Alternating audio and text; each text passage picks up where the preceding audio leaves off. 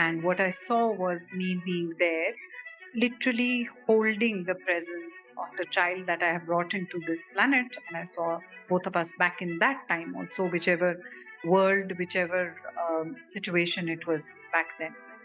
And while I saw that, I saw simultaneously several lifetimes in a glimpse. I saw myself very, very strongly feeling a presence in Tibet. It was Autobiography of a Yogi, so Mahavatar Babaji. And so with Mahavatar Babaji, I started, I think it was very beautifully held. My entire journey was very beautifully held by him. I was literally searching for him, and then, of course, I realized that I don't have to search for him physically. I don't have to go to different places and look for him.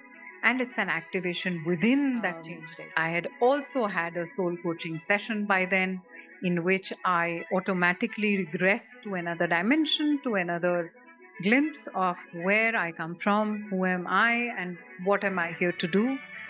That shook me up, I think, and that is what gave me the courage to let go of that fat paycheck which the corporate job was giving me.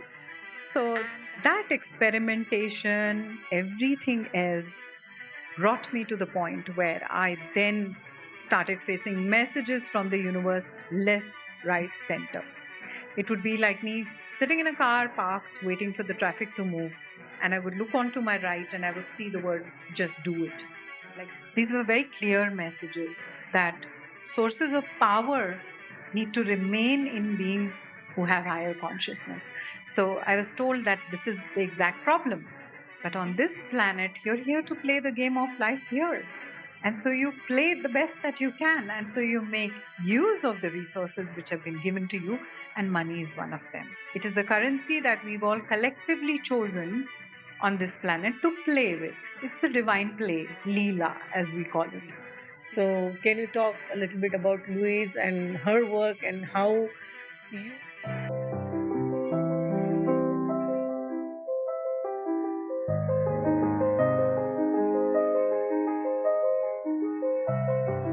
Hi, this is Akanksha. If you're new here, please subscribe to my channel. If you resonate with me, please like, comment, and share. Welcome to Multidimensional Soul podcast and a talk show. On this show, we have with us today Vidisha Kaushal, who is a life coach, a trainer for life coaches and sound healers. Louise Hay certified Heal Your Life teacher and a psychic medium. A very warm welcome, Vidisha, on Multidimensional Soul talk show and podcast. Thank you. So, can you tell us a little bit about your journey? How did you get into this journey of healing, spirituality? Was there any one particular turning point? Was there any dark night of the soul, or was it a gradual journey? So I think that's a very interesting question. And I often get that. And I love answering this question. Because for me, I think the journey really started in my childhood, but I was a closeted spiritualist. These words were not even heard back then, words like medium, nor was it safe to use these words. You would just be considered a weirdo. And that is what I grew up feeling, because deep inside, there was something just knocking constantly. So I think right from childhood, it used to be like a joke that, she said something and then it's going to happen, or she's had a dream. And jokingly, the family would make fun or talk about it. And I would just treat it as that. Never thought more about it. However, throughout my childhood, I do remember a very strange sense of sitting at sunset, looking at the sky, seeing the birds, and saying, I want to go home.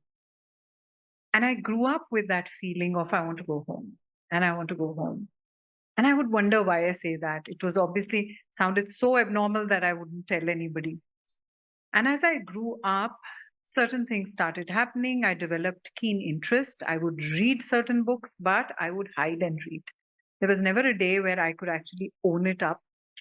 Life was interesting. I had a very experientially very rich childhood, which gave me enough opportunities not to get distracted in the mundane.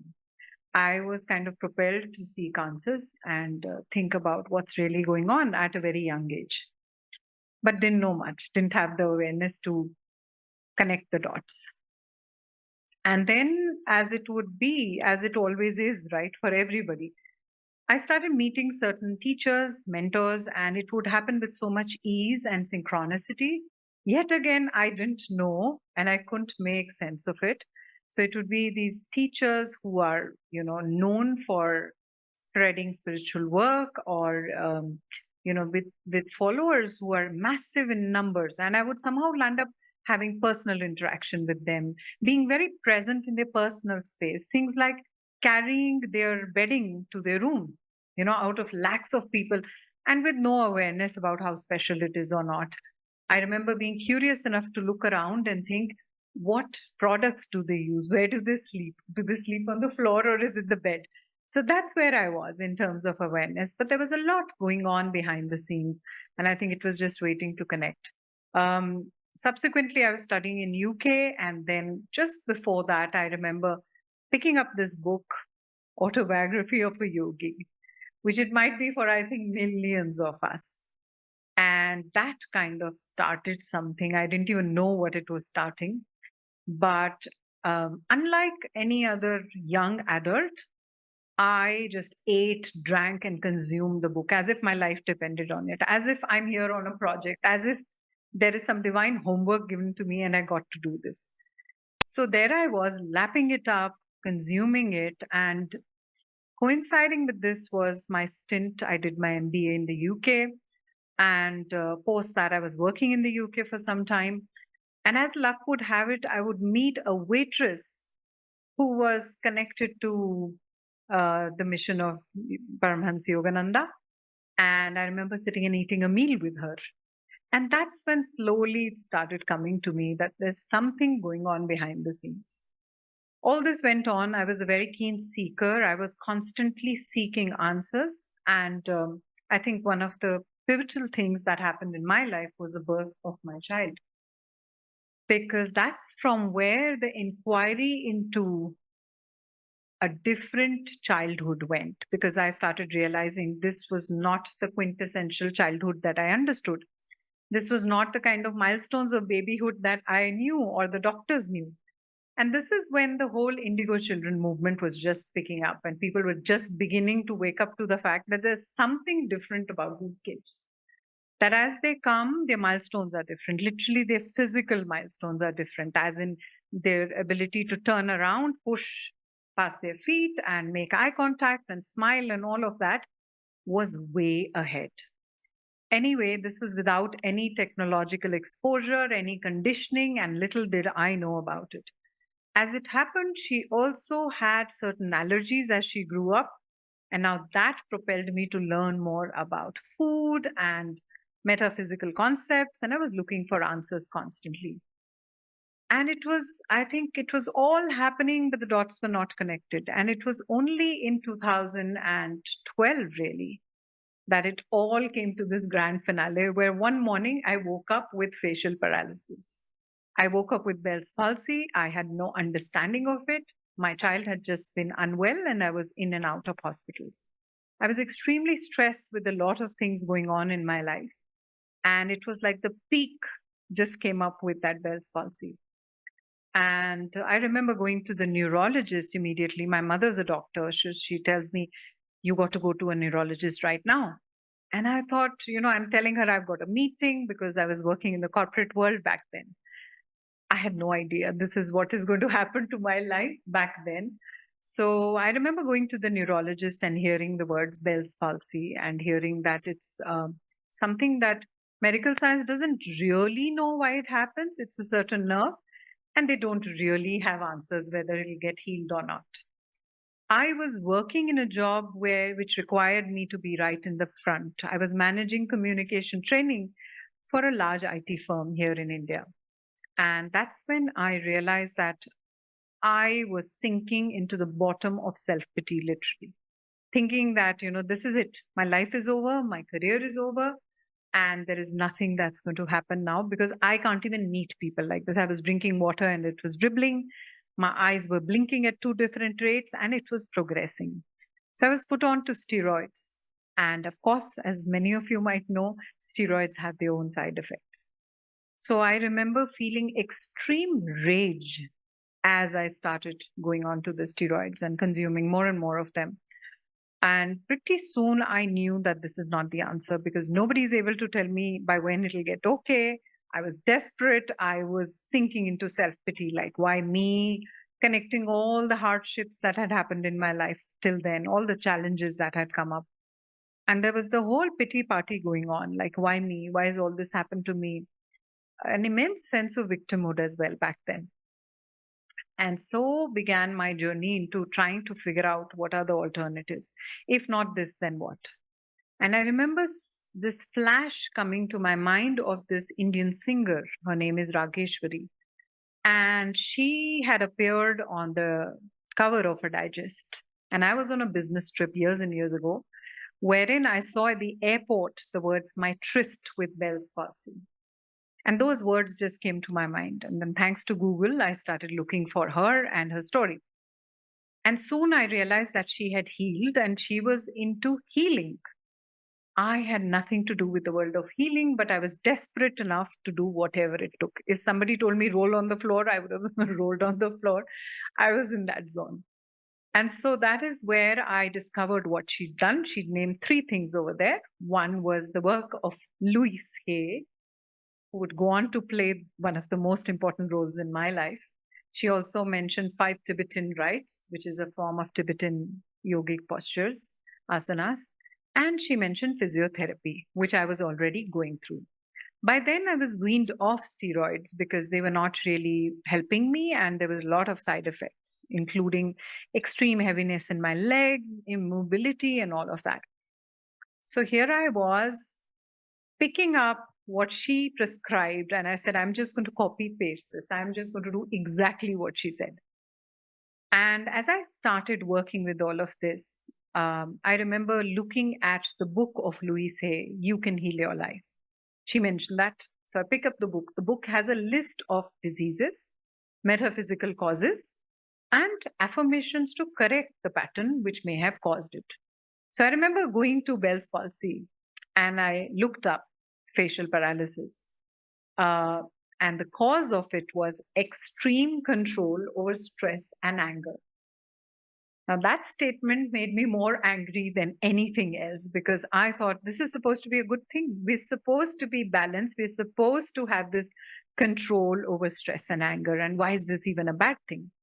Up to then, I would pride myself on my ability to not get angry and to stay balanced and to be the most balanced child in the family, to be the most balanced parent, blah, blah, blah.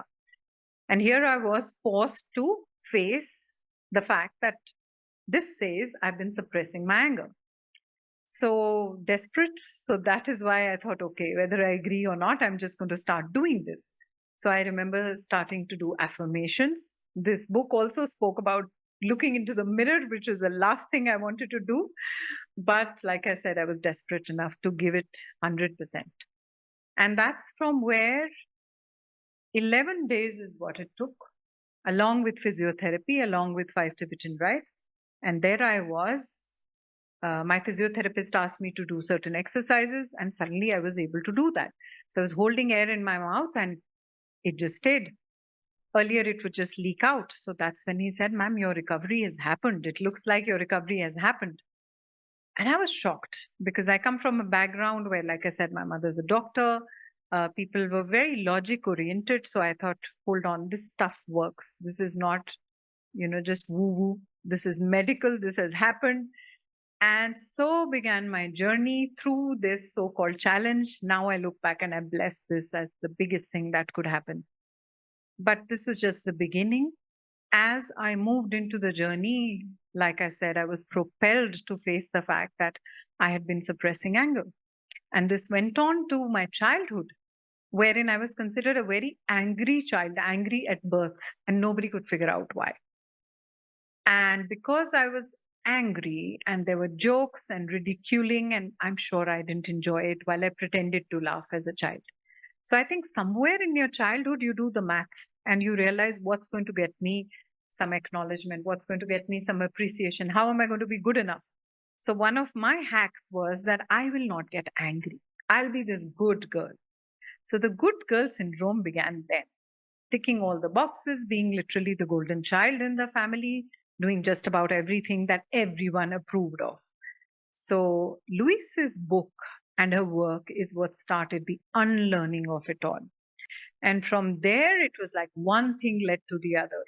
Soon it was as if the universe was waiting for me to just get to that point, and then everything else was laid out.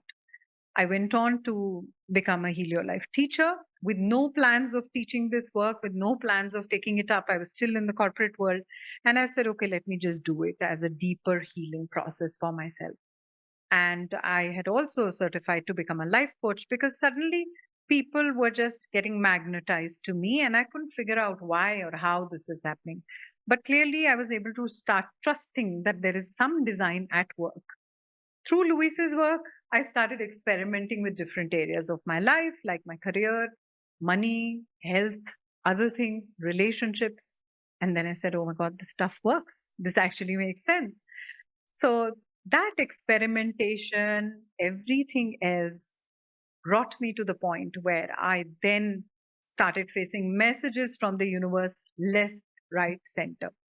It would be like me sitting in a car parked, waiting for the traffic to move. And I would look onto my right and I would see the words, just do it, like graffiti on the wall. And graffiti appearing with very personal messages, numbers appearing which were very personal to me, literally the message coming bold and clear. At the same time, I was introduced to the presence of angelic beings, which I didn't even know exist, by the way. I thought this is all fragments of imagination, which emotionally weak and vulnerable people are given. That was my understanding back then. And that's when I was, of course, it's never a coincidence, it's just synchronicity. So that's what happened. And a roommate of mine, God bless her, introduced me, or rather gave me a gift of a crystal angelic figure because it was my birthday in the middle of the workshop. And then I started. So the practical happened to me first, and then I started learning about it. And that pattern has continued till date, Akanksha. I experience something first, and then I learn later. I think it's also come to me in this design because otherwise self doubt would have just crept in that maybe I'm just conditioned to believe this. And so when I started learning about angels, soon enough, messages started coming. And I dismissed it. I said, I don't know. I've been upset. I've been stressed. Maybe this is a result of that. Maybe I need to see a therapist. And I dismissed it. So I would be sitting in front of somebody and have this literally this avalanche of messages coming, and I would dismiss it. And I would say, that's such a strange thing. How can I tell this person that you need to start singing or you need to start dancing or whatever? So I was very dismissive of it. And it soon came to a point where I started getting messages to leave my work, my corporate job, to the point that in 2 years, I had 9 managers change. And the managers would just be removed. Like I would have no clue why. They would just be removed. And then I started getting water retention. I remember going to office with shoes on and coming back barefoot because I couldn't wear my shoes. And of course, I go to my first aid kit, which is Louise's book now, and I look up water retention and it said, what are you not letting go of? And that's when I knew. I had also had a soul coaching session by then in which I automatically regressed to another dimension, to another glimpse of where I come from, who am I, and what am I here to do. That shook me up, I think. And that is what gave me the courage to let go of that fat paycheck, which the corporate job was giving me. And that is when I started gathering courage and finally, left the corporate world. As soon as I left the corporate world, it was as if the universe was waiting. I keep laughing and I say the universe is my marketer because there were workshops lined up. There were participants just coming my way, just getting drawn, and our vibrations just resonating. And work took its own shape and form to the point that today, thousands of people, in fact, millions of people are on an app that I work with, Think Right. And I constantly get messages from all over the world, from people I've never met who have benefited from this work, which comes through me. And that is how really the story shaped up. Wow, that is incredible. One thing that you said kind of stuck with me is that you first get the experience and then you learn. And there is a saying that the best way to learn is to start teaching. So that is the next step. So, yeah, amazing. And you also talked about your child, and I do remember my son Arnav also was very advanced. Like on the day he was born, he could look into your eyes, whereas it takes around 1.5 months or so for the babies to look. And then at 5 years, he was writing and reading, writing book summaries, literally. Yeah. Yeah, he's here. So, you talked about getting soul coaching done and traveling to another dimension and seeing your another lifetime and knowing why you are here. So, can you just talk a little bit more in depth about that? What did you exactly see? What other dimensions have you been to? Like, you are also a psychic medium. So, what happens exactly after one crosses over and what all realms and dimensions are there? Can you talk a little bit about that? So, yeah, in terms of how that went, remember, I was a person clueless about even the fact that there are dimensions. And while there is ample work on how many dimensions are there and all of that, I wasn't really into it. I didn't know about it. And I didn't know words like Atlantis, Lemuria. And that came up during my soul coaching session. What came up was more than insight into the various dimensions back then, because I don't think I was ready for more revelation than that. But in fact, it was, I think, designed to pull me out of the corporate world. So it was very centric around my life and also my child. So I saw myself um back in the times of the Atlantis. And this happened on its own, by the way. This was not a past life regression, it was nothing. And it just happened. So, in the middle of it, I say the words Atlantis. I was mumbling these words without any knowledge about it. And what I saw was me being there, uh, literally holding the presence of the child that I have brought into this planet. And I saw both of us back in that time also, whichever world, whichever situation it was back then. And while I saw that, I saw simultaneously several lifetimes in a glimpse. I saw myself very, very strongly feeling a presence in Tibet, feeling a presence of the sacred land Shangri-La in Tibet. And suddenly I remembered my boarding school's name was actually Shangri-La, where I studied as a child. And I saw lifetimes as a gypsy. I saw lifetimes of war. Of course, I think everybody does. I saw myself being subjected to witch hunting. I saw many glimpses, many, many, many glimpses. And while it was very stunning for me back then, because I was like, who is this? And there was this strange recognition that it's me. Of course, I didn't look like what I look like in this lifetime, but there was a recognition that this is me. There was a recognition that my child is the same soul who was there back then. And more than that, what emerged was the work that was left incomplete, or rather at a particular stage, was always carried on in the next one. And I've had this strange sense of wondering why I'm not ambitious sometimes, you know. So in my youth, I would be told by everybody, oh, they want to buy this car and they want this and they want that. And I wouldn't have that. I didn't have that urge. But that also led to a lot of confusion, which I think exists for a lot of people who are spiritually oriented. That led to a complicated relationship with money, wherein unknowingly I was rejecting money. I was not accepting that this is the currency of this planet. And I was constantly questioning, why does it exist and all of that. I remember when I saw my Tibetan lifetime as a monk, I was told very clearly that you've come as a householder in this life. Ace it, enjoy it, enjoy all the pleasures. Don't run away from it, don't question it. Enjoy the freedom that the currency of this planet brings, and that money needs to be in the right hands. And if people with higher consciousness continue to run away from money, the situation of this planet will continue to be that of suffering constantly. These were very clear messages that uh, sources of power need to remain in beings who have higher consciousness. So I was told that this is the exact problem.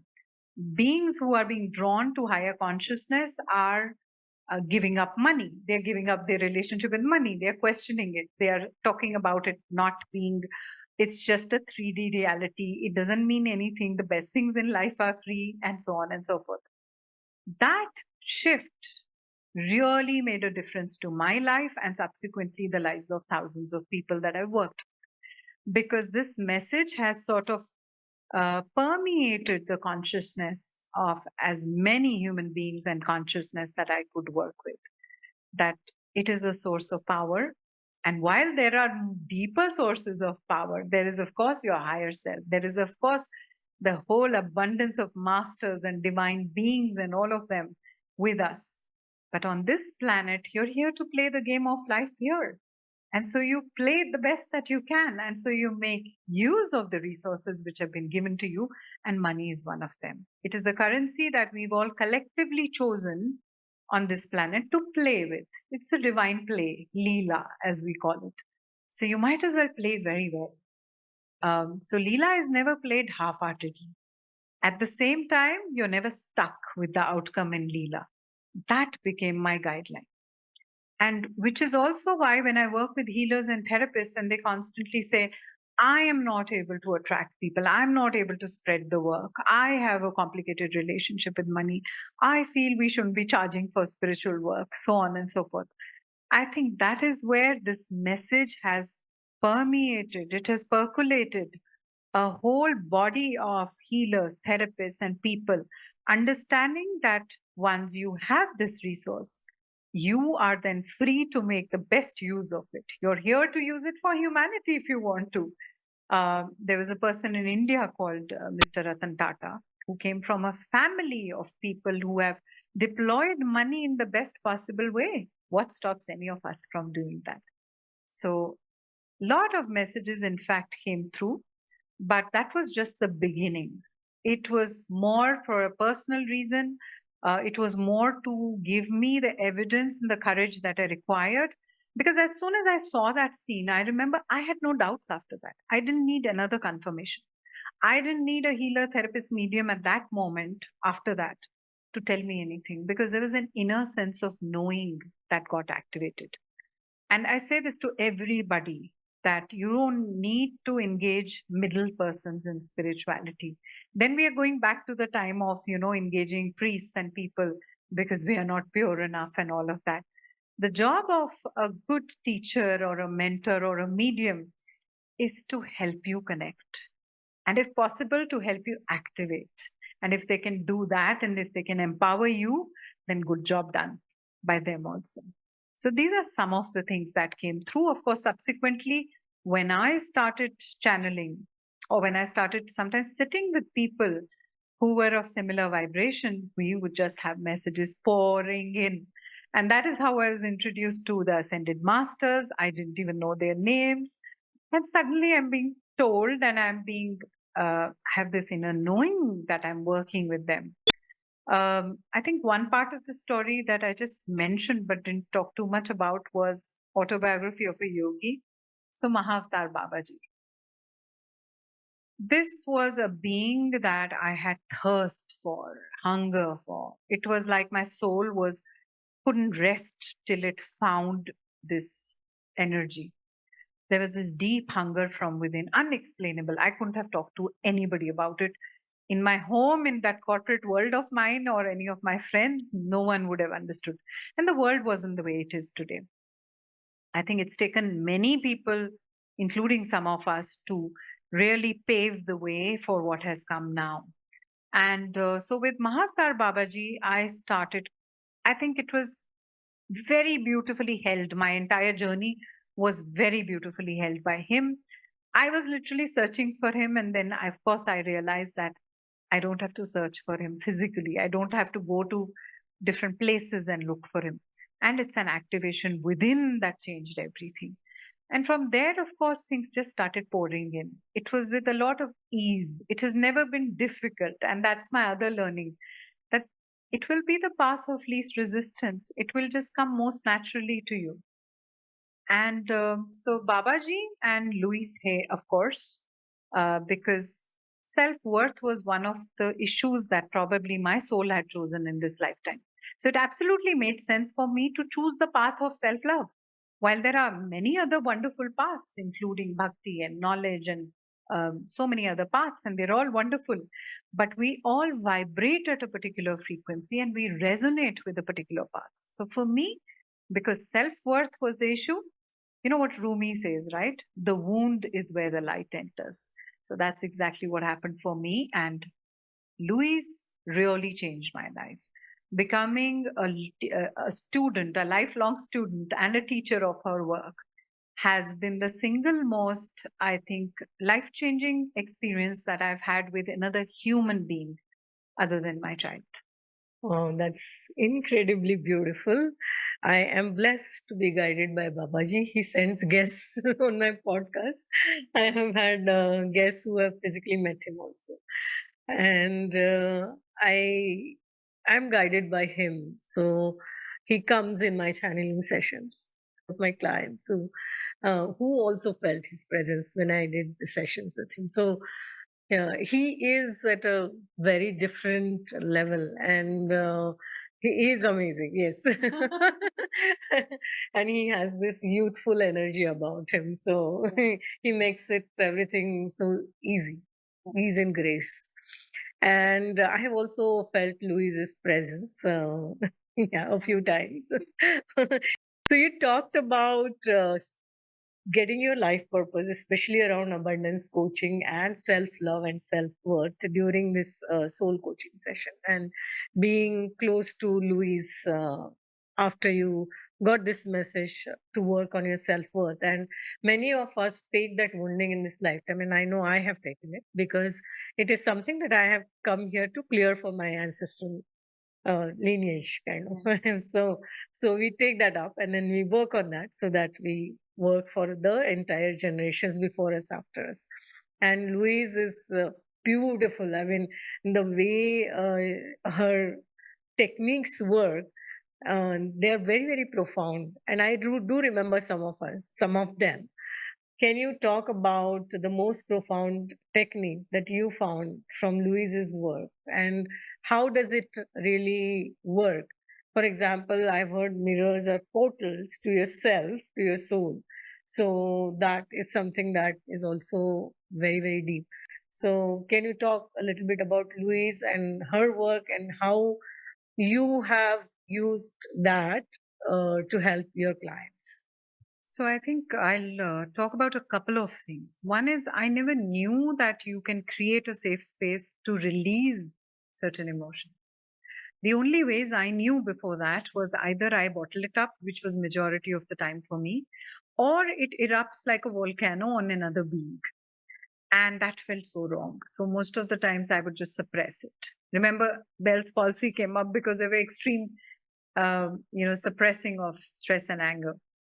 So some of the release work that Louise has normalized, we're using the words normalized today very differently, but she was the queen of it all, you know. She's who normalized the concept of releasing all that which no longer serves you, and in ways which are very safe, which are very possible. I remember learning and teaching methods to everybody during workshops and with my clients. And every time I would hear stories about, my God, where was all this all my life? And I feel so much lighter. I'm no longer carrying it. I'm not a dustbin anymore. I don't deserve to carry leftover energy. So these um, realizations have come both from me as well as people that I worked with. And her release work is, I think, something everyone must attempt. Everyone must attempt, especially people who are, and I want to say this, a lot of people in the spiritual world are doing spiritual bypassing. So we want to believe that everything is love and light. We want to somehow have this notion of, oh, beings of higher consciousness never get angry, they never experience this or that. And that's a very three-dimensional perspective. That's something you hear from people when you've done some self-work, and the first time you get angry after that, you're sure to hear from your family or from people around you, oh, you've done so much work on yourself. How are you getting angry? What's the point of all this self-work if this is how you are? We're using words like gaslighting now. Back then, I didn't even understand it. But that's what was happening to every spiritual seeker. The humanness of your journey does not go away. And when it does, it's pack up time, by the way.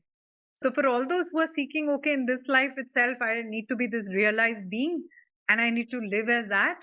You've come into a lifetime with many human components to play with, to enjoy, to experience, to evolve from. So have fun with it and don't try and bypass it. Anger is a useful emotion. Guilt is a very useful emotion.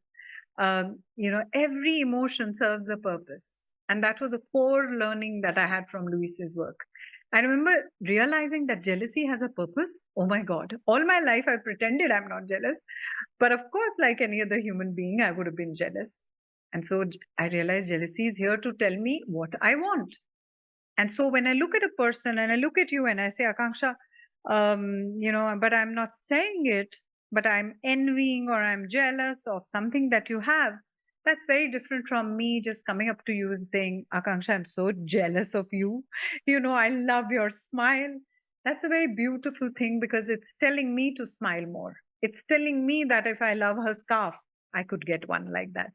So, in the right proportion and given the right outlet, every emotion serves a purpose. Nothing is not created by the divine. So, how can it be useless? Even the leaves that fall from trees, you can compost them. So, human emotions are exactly like that. Anger helps you get the energy sometimes, it helps you know when your boundaries are being violated. This whole understanding of so called negative emotions, I think, has been one of the greatest contributions of Louise for me and for many other people. Now, when it comes to techniques, it's so hard to pick one. But for the sake of picking one, I'm going to say mirror work. Mirror work, because mirror work is something that she popularized. I'm sure it has existed before that. It has existed in shaman traditions. It has existed in the form of reflective surfaces like a lake as well. But the beauty of mirror work is it can be done at the level of consciousness that you are at. You can begin just by picking up the mirror, looking into your eyes, facing all the self criticism that comes up. Oh, I see fine lines. Oh, I've got dark circles. Oh, why is one brow higher than the other? Oh, I've got some grays. And that's everybody, by the way. Your first response will usually be criticism for yourself. So you can even start at that level and start facing and releasing the inner critic. You can then even move on to giving yourself love. Just something as simple as picking up the mirror and saying to yourself, I love you. I really, really love you. And if you do this for long enough, and try this, like seriously try this, because it's one thing to hear it from me or her, it's another thing to try it. And so when you begin doing this consistently, there will come a point where you will literally start your inner child healing through this. You will literally start healing your pain body through this. Those of you who are into mindfulness, your pain body will start getting dissolved with mirror work. So these are some of the levels, but you move a little deeper and there you are, like you said, these are portals. Mirrors are portals. And you can actually start dissolving and merging two different realities. But I would say to everyone, don't be in a hurry to get to that point. A lot of supernatural, soundingly supernatural things are very fascinating for everyone. Start with baby steps. Create a solid foundation. Get your lower chakra sorted. Get the aspects of your lower chakra sorted. Get your material life sorted. Make sure you have good, nutritious food and sleep and self care in place. And then talk about other things. There's no point in making, in ignoring yourself, in doing exactly what the world has done with you, and professing to connect to higher dimensions and making yourself suffer. So, my thing is that with everybody, start strengthening aspects of your lower chakras first. Okay. So, your material life first, and then everything else. With Louise, of course, mirror work is something that when I see people using it, and most of my clients use mirror work, I've often seen that there is a lot of resistance. Most people would say, I'm happy with, affirmations. I'm very happy to do a visualization. I'm more than happy to do this, that, and the other. But mirror work is not really talking to me. And the moment I hear that statement, I know that there is work to be done. But of course, the game is between us and the subconscious mind or the pain body of the other person who is rejecting mirror work because stuff is coming up. Because you are no longer in the comfort of pain. And so with mirror work, I've also realized people do have a lot of resistance. Each episode of mirror work is different. There have been times where I've struggled to connect with the being in the mirror. I usually look deep into my eyes. And when I look deep into my eyes, slowly the exterior starts fading. And when the exterior starts fading, there is a completely different level that you are able to access, ranging from looking into your childhood self to looking into your higher self to looking into other worlds, other existences, other dimensions in which you exist, by the way, at the same time as now. So these are some of the things I can share now. I have had amazing experiences of mirror work, as well as when I attended Louise's workshop.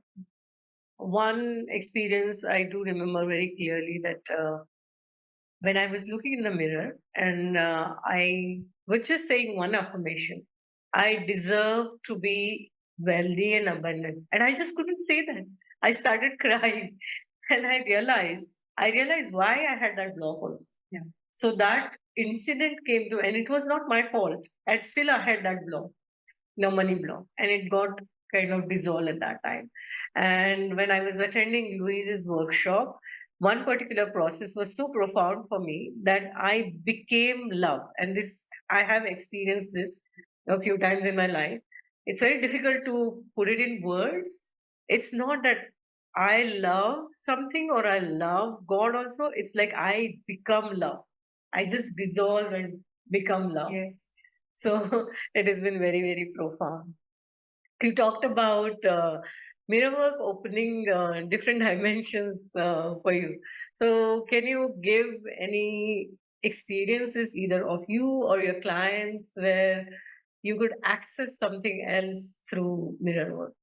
So there have been, of course, ample experiences of this, including being able to, like I said, tap into your existence in other dimensions and in other lifetimes.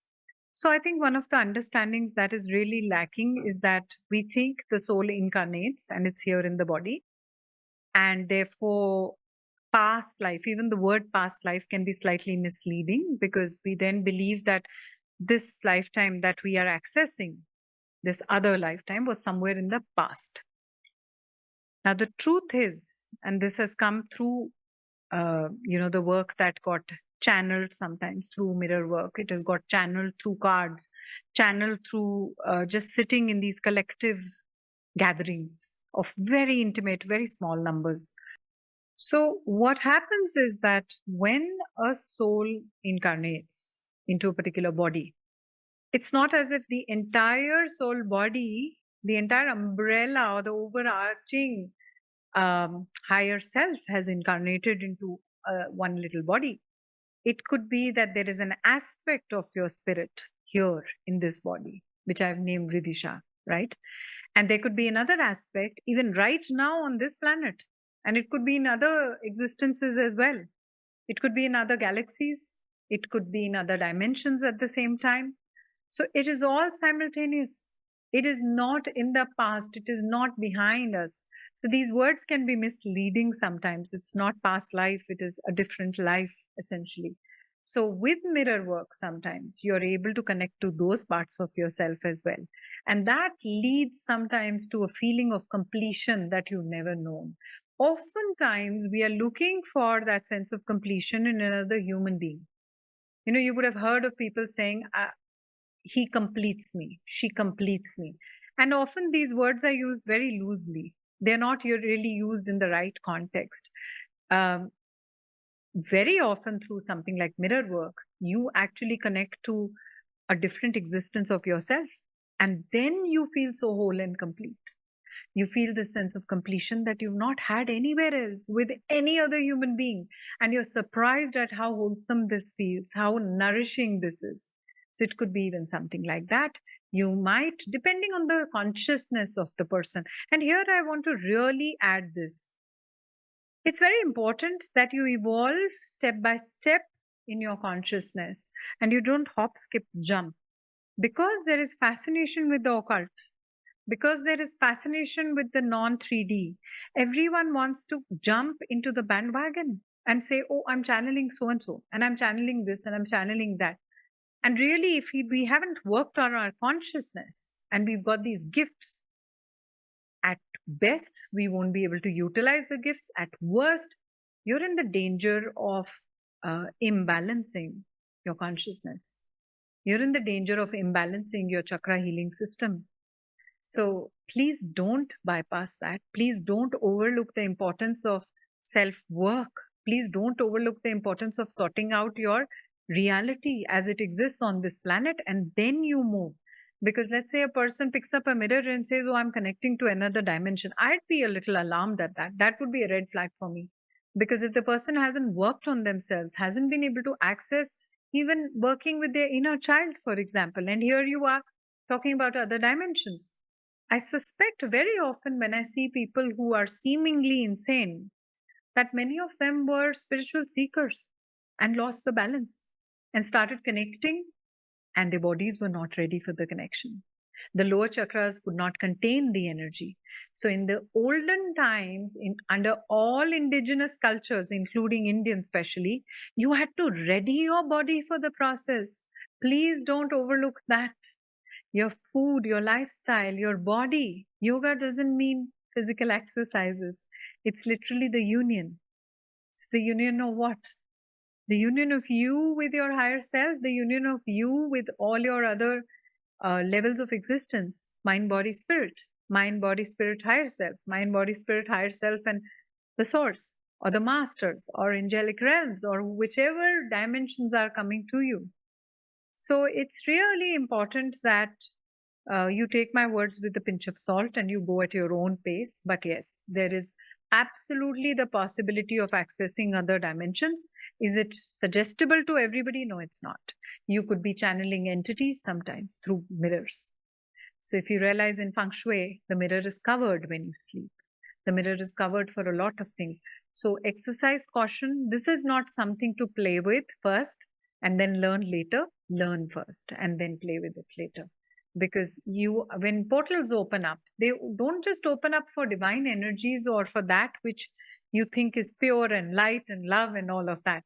It opens up for beings which are sometimes lost between dimensions. And so exercise caution when you do this. It's very fascinating. Enjoy that juice of learning to propel you forward. But don't put yourself into a situation where you're not able to contain this.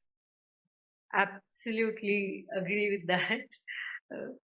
It takes years and years of practices like breath work, meditation, and working on your chakras, working on the alignment so that there is body, mind, and soul complete alignment. And it is years in this lifetime, also across lifetimes. Yes. Only then you can advance to the advanced knowledge. Agree with that. You talked about yoga and these practices, and you also talked about how deep impact the autobiography of a yogi had on you. Can you share some experiences of Mahavatar Babaji and Yoganandji that you have personally had? I think, in almost all the channeling sessions that have happened for my own practices or with intimate gatherings, like I said, that is where some of these messages have come. They've come from Babaji, they have come from other ascended masters as well. I wasn't aware of Kuan Yin, for example. I wasn't aware of many other masters, and slowly it started coming to me. So, those are the occasions on which I channel messages. When I sit with an individual, it is a very personalized piece of work. It is more about their life, it's more about the master who's overlooking them, it's more about guidance for them. But when these are, um, the beautiful treats that come through channeling for myself or with people who are on similar frequencies and who are going to sit and really resonate with the frequencies that come through, really be prepared for the power that comes through. That is when some of these messages have come. A lot of my work, which I haven't spoken about now, is one of my purposes I learned through these messages was that I'm here to help the children who are coming through.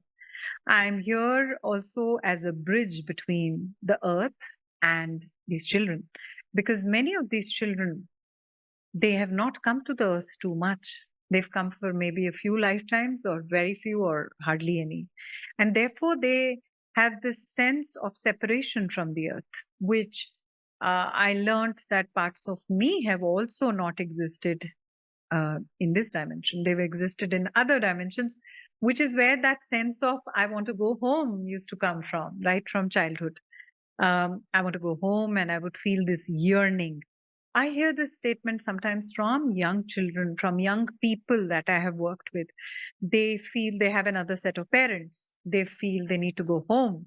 So, a lot of my work has been around being the catalyst, being the bridge for the children and their families. Now, ideally, what happens, Akanksha, is that children have already, their soul has already chosen the family that they're coming into, especially the mother. And the mother's journey is meant to really spiral upwards after this. They come as massive catalysts, they come as massive activators. Should the mother soul be willing, or should the mother human rather be active and awake to that? So, part of my work is in awakening the mothers, awakening the people who are parents subsequently, and helping them understand that whatever uh, parameters they had applied to matters of the earth sometimes don't apply to these children. A simple thing, for example, astrology is not applicable to some of these kids because their origin is not governed by these 9 planets. Their origin is come from some other galaxies, and therefore they don't have the direction, or they don't have the fine tuning to certain aspects of earthly life, which is why, while everybody's out to discourage and label and judge the so called Gen Z, I feel this immense ease of acceptance, immense ease. It's the easiest thing for me, because look at what all they've normalized without any huge misleading movements, without any shams, without any ulterior motives. Look at what all is normalized today, right? Plant medicine is normalized today. What we called alternative is soon becoming mainstream, as it needed to have, because it was never alternative. Allopathy was alternative not so long ago. They are already spiritually oriented and no one seems to question it. And sometimes I look at them and I'm like, wow. So to be born in this time where you can just say, the vibe is off. And I know they're under a lot of criticism because sometimes it can be used as an excuse. And of course, that's human nature. But the normalization of sex, for example, the normalization of not looking into things which are myopic and which are dwarfing human existence, things like racism, things like casteism, things like colorism, and all kinds of nonsense that has existed ever since the contrast exists. It is so much more normalized to talk about things which we were hypocrites about.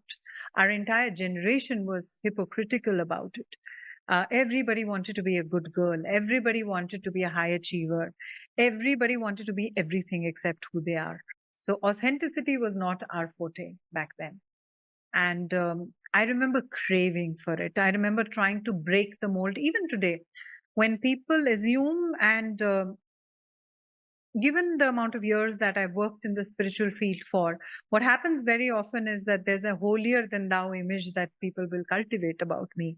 And it's almost a sense of urgency, a compulsion within me to break that mold. Whether it is going to the mall and shopping in my track pants, or it is sitting with a glass of wine and posting a picture on my social media, it usually is there to break the mold. Because, like I said, I'm very tuned into this movement of uh, going past some of the things which had plagued us for generations and generations. It has just been broken like that. And even things about the environment. So while initially we were talking about, oh, these children have allergies, today we are talking about, oh, the air is bad, water is poor quality, food is poisoned. So we are talking about the right things. We are not looking at them and labeling them asthmatic and this, that, and the other, which was the case during my time. I remember my childhood. You would be labeled as somebody with poor health. People would say your immune system is weak, when in fact your immune system is hyper, because it's at a war with all the pollutants. And that's a normalization that has happened. So a lot of my work happens as a bridge between the children and their families and the world as well. So many messages come through for them, many messages come through for their parents. Sometimes the parents come to me for individual channeling sessions, and it is almost like being completely guided, calibrated, activated regarding their child. And they're shocked because I've never met the child and I've never known that they even have a child. And what will come through is that there is a child, and then if you have a child, then these are the directions for you. And oftentimes their spiritual practices then are propelled forward. That itself changes the destiny of that entire clan. The whole family tree changes from that point onwards, because that family had a pain body, that family had curses, that family had its own patterns, that family had self defeating beliefs and limiting beliefs and whatnot. And here comes this seemingly lost person who, with complete ease, just changes it all by virtue of just being. In Heal Your Life, we say you're loved because you exist. So you don't have to earn love. And while everybody is fuming about the fact that children or young people today don't seem to get the concept of earning, they don't understand career, and they actually don't. They're here to play with a particular talent for 5 years, and then who knows what they'll be doing next. And that's what growth is all about. So a lot of messages come through for humanity as well, for what is wrong with the planet, for how many more teachers need to get ready.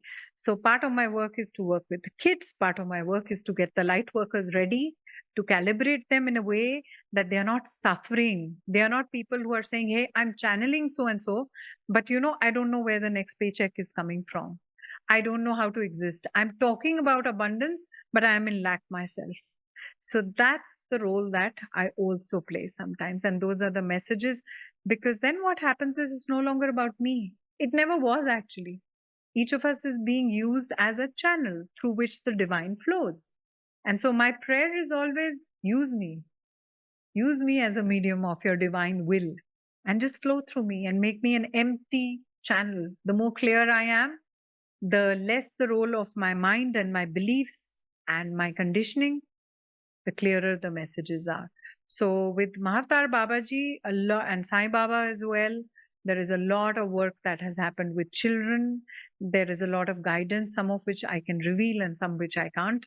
But part of what has been revealed and shared actively by me as well as by others is that the children are here for the world to change. The world cannot change these children. Education system cannot change them. Rather, education systems are changing now. And I'm getting goosebumps as I say this. So these are very important messages for not only the parents, but for humanity itself. Because collectively, these souls, and all this started probably in the 70s, by the way, but post 80s is when it took a different shape and form. And I later realized that that angry child that I was, I recognized that it was a very indigo attribute. It was a very indigo attribute. Those of you who know about indigo children, or if you can learn more about them, you'll understand they were the ones who came like the warriors, the front line, which paved way today for the gentler souls which have come, the more playful souls which have come. And that's how it's been. So beautifully, you explain how these children are actually breaking all the norms of the society. And like you said, that whenever you are doing some work, people tend to naturally put you on pedestal, and then elite and non-elite kind of they'll create that kind of thing in. And to normalize that, you said that you will put posts on social media. I do understand that these children are brilliant, and they come with their own orientation, and they are spiritually advanced. Some of them do remember the lifetimes across also. But at the same time, we are seeing the problems in the society in terms of so much of social media addiction, and they are not understood. The children are not understood by the parents. They don't want to fit in also. So there are a lot of these mismatches, and that's why there is a lot of chaos still in the society happening. So, what guidance have you received specifically about that? So I think one more thing I want to add is many of the children are suicidal as well. And it's almost astounding the kind of numbers that I have come through. Social media addiction, I can share a little bit, but there are energies because of which I cannot share too much. It is not a coincidence. It is an agenda due to which it is a planned activity through which the children are being withheld from their power. It is a planned activity through which these powerful beings are being fed and hypnotized and conditioned to dumb down and dial down their consciousness, whether it is through products that they use or it is the digital addiction that exists. So it is absolutely agenda based. There are forces which have been doing this since a long time, and they continue to do it. And as parents and as people, as teachers, as healers, as therapists, as friends, as mentors, or whatever capacity you're in, or if you're in somebody who's on social media, do talk about this, because one of the things that we need to do is become containers, safe containers for the children. And in doing so, your own spiritual evolution will happen in a way you can't even imagine. So it's a win-win. It's not as if you're doing an act of service and sacrifice by adjusting according to these children. No, there is immense amount of fine-tuning, immense amount of growth happening for you as well by doing this. So you're right that the children are not being understood.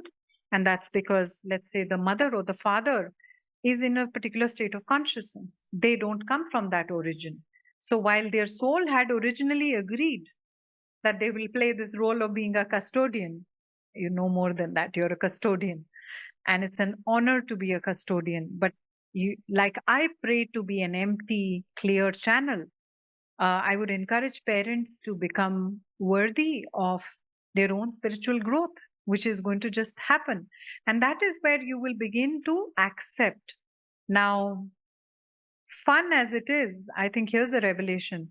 Most of the parent systems, I'm not going to talk about the systems first, I'm going to talk about the parents because they have a crucial role in this. Most of the parents who lack acceptance for their children, guess who else they lack acceptance for? Themselves. So think about it. Your child's presence propels you to look within. It helps you to do what for lifetimes you've not been able to do. The work that has been incomplete since several lifetimes gets done. Because what you might not do for yourself, you're willing to do that for your child. But as soon as you're willing, the path will lead home back to you. Because you will realize you're literally like Wi-Fi transmitting energy to your child for fairly long time. For a fairly long time. So I say to pregnant women, I say it's a plugged-in modem. And after that, it's Wi-Fi.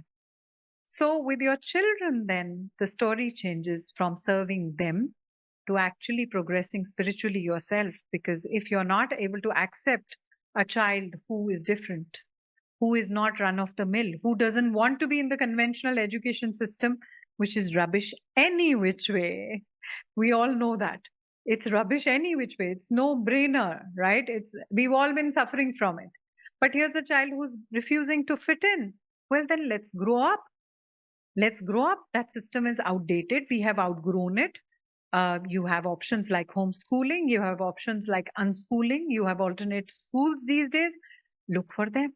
And in doing so, your journey of homeschooling, unschooling, or alternately educating your child will change you forever. You will do the work that you've not been able to do for lifetimes. Let's say your child has a particular allergy. What's going to happen? You're going to clean up your diet. You're going to stop bringing chemicals into your house. What's there not to win in this whole thing? It's a win-win. You're going to learn about the world. You're going to learn about agendas. You're going to learn about energies. So if anything, you could be grateful to the children. But to the children, again, like I said, it's an epidemic, the kind of addiction, the suicidal tendencies. I've seen more children die than adults in some years. And therefore, lot of messages have come through for them also. They automatically will seek people who are accepting, who are their safe containers.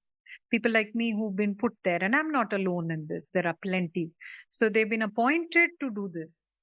So please be those containers, work on healing yourself so that you're able to hold space for the children and be those safe containers for them. And as soon as you start doing them, you see them blossoming. So my work, for example, I've been guided to connect them to their higher self. Once they are connected to their higher self, then this whole tendency for suicide, this whole tendency for dumbing yourself down through social media, for falling into the hands of the agenda, it starts getting diluted. And that is the best way, rather than forcing them to do things, forcing them into outdated institutions and things like that. They don't want to marry because the conventional marriage is an outdated institution. They don't sit well with the schooling system or the medical system. So if you realize, both in your individual journey as well as in humanity, the change is being brought in. And that's how it is.